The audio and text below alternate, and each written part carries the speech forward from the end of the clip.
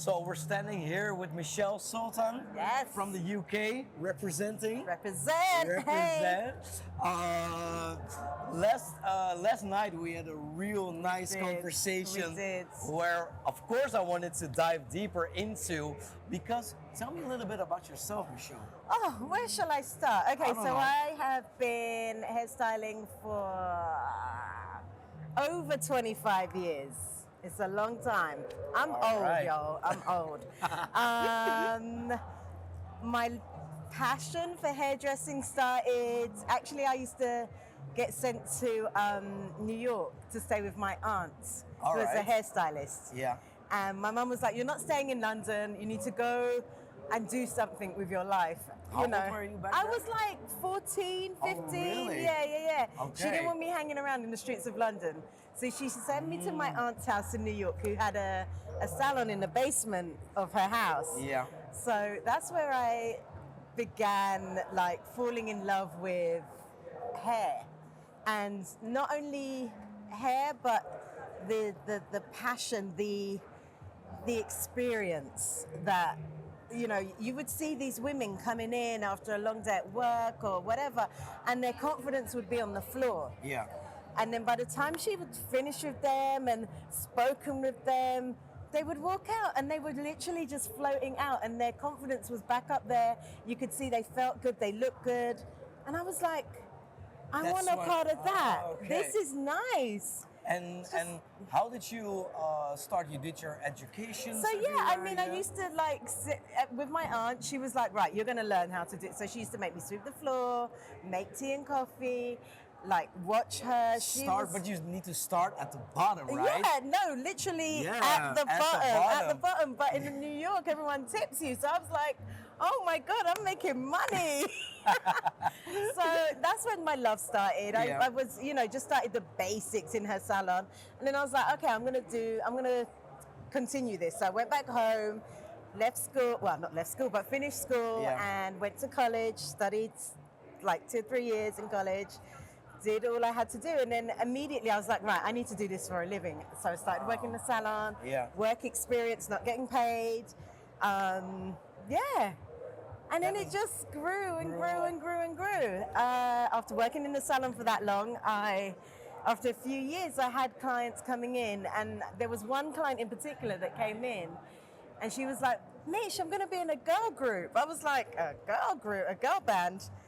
And I was like, okay, well, if you guys need anything, holla, like, Yeah. I'm here, whatever. It'd be nice to do some stuff with you guys. Yeah.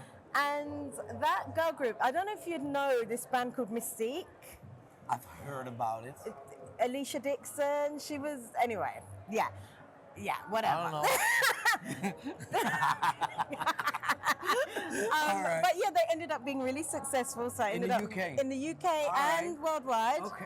So- Mysteria. We need Mystique, to. Mystique. Okay, Mystique. Yeah, they're very cool. They were very cool. We But- need to look it up. I think so. Yeah. So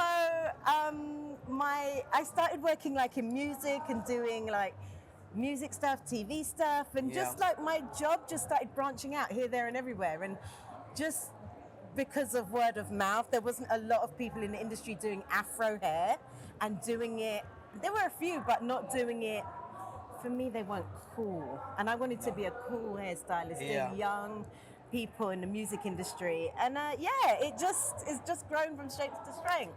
And Afro hair. Let's dive into that Yes. subject. I think it's a Let's. real, because I believe that is really your specialty. Yeah, I Yeah. would say. Yeah. And that came up with your auntie. With How my did that- auntie, yeah, just I think obviously I'm black, so I wanted to. For me, I always loved the professional side of the hairdressing world. Yeah.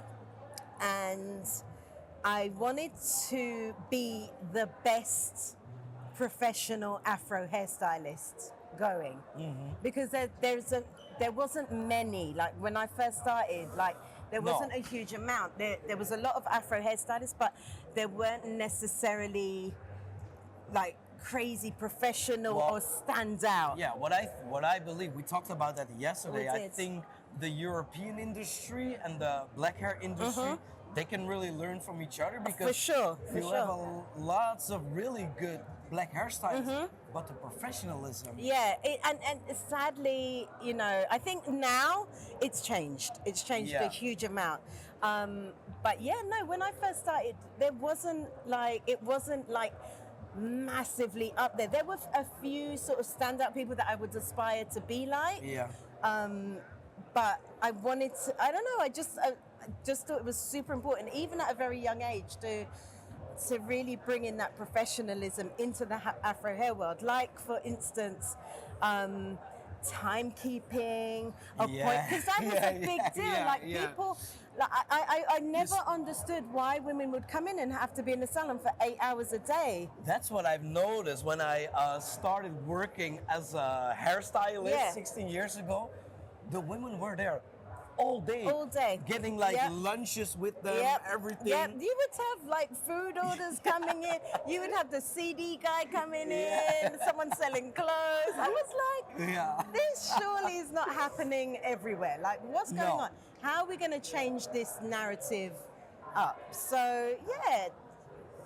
And the other way around is that I believe that if someone with Afro hair comes into a European hair salon, you need to know what you're doing. Absolutely, absolutely. Training, it's been a big topic of conversation in the last few years. Because, tell me about, you said yesterday, it's now, if you go into a hairdressing school in the UK, you need to do Afro hair. Oh, it's not an option. So when I was training, it was an option. It was a tick box situation.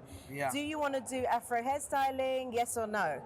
And I would say maybe 95% of my class that I was with said no. I was one of the few that was like, of course, Afro hairstyling is hair. Like, why is it so separate?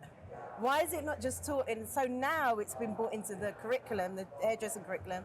As part of, you know, it has to be done. Yeah. Amen. Amen so to that. when women and men and, you know, whoever else walks into whatever hair salon, they should be able to have their hair done. Yeah. You know, we're not asking for. I've had this theory, right? You can't go to McDonald's and get Chinese food, right? All right.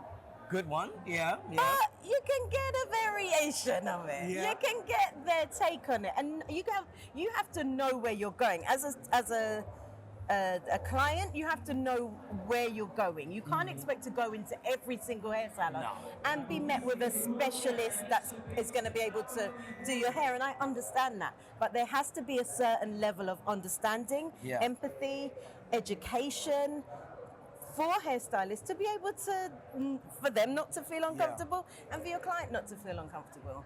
I really hope, I think it's really my mission to accomplish this in the Netherlands, for example, because in the Netherlands, there isn't a real good Afro education. Yeah. Really nice. I'm gonna be over there. Will you book me a flight? Because I have a Shall passport. we invite Michelle for a live barber session at us at my place in Harlem? Oh my goodness, are you joking? No, I'm not joking. I would love that. Yeah. I would love that. I would happily come down. Happily. Let's keep this in mind. Michelle, I want to thank you for your time. I am so proud of this guy. He's like changing the world. One cut at a time, right? We both do. No. Yeah. Thank you, Michelle Sultan. Good luck on stage today. Thank you. Good luck to you. Of course. We gotta go. We It's gotta time go. out. Go.